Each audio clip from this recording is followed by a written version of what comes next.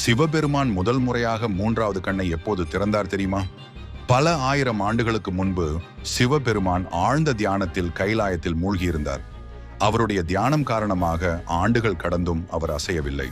அந்த காலத்தில் பாணாசுரன் என்ற சக்தி வாய்ந்த அசுரன் பிறந்தான். அவனது வலிமையைக் கண்டே தேவர்கள் நடுங்கினர்.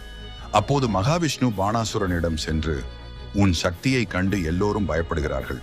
ஆனா உண்மையிலேயே உனக்கு தைரியம் இருந்தால் சிவபெருமான் மூன்றாவது கண்ணை நேராக பார்த்து காட்டுப்பார் என்று சவால் விட்டார்.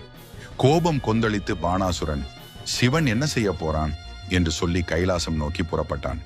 அங்கு சென்ற பிறகு தியானத்தில் இருந்த சிவபெருமானை பல வழிகளில் சோதித்தான். அவனிடம் இருந்த எல்லா அசுர சக்திகளையும் பயன்படுத்தி சிவபெருமானின் கவனத்தை உடைக்க முயன்றான். ஆனால் சிவபெருமான் ஒரு அங்குலம் கூட அசையவில்லை. பின்னர் தந்திரமாக, பிரபுவே, நான் உங்கள் பக்தன், உங்களை பார்க்கத்தான் கைலாசம் ஏறி வந்தேன் என்று பொய் கூறினான். இப்படி இருந்தும் சிவபெருமான் எந்த அசைவும் காட்டவில்லை.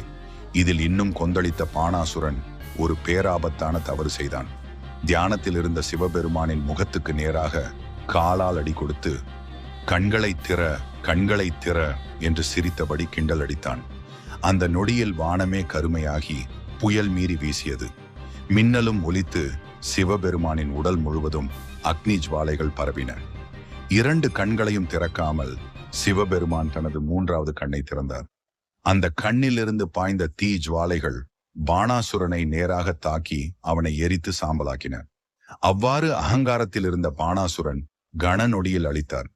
உங்களுக்கு இந்த கதை பிடிச்சிருந்தால் இந்த வீடியோவுக்கு ஒரு லைக் பண்ணுங்க. உங்களுடைய கருத்துக்களை கமெண்ட் செய்ய மறக்காதீங்க.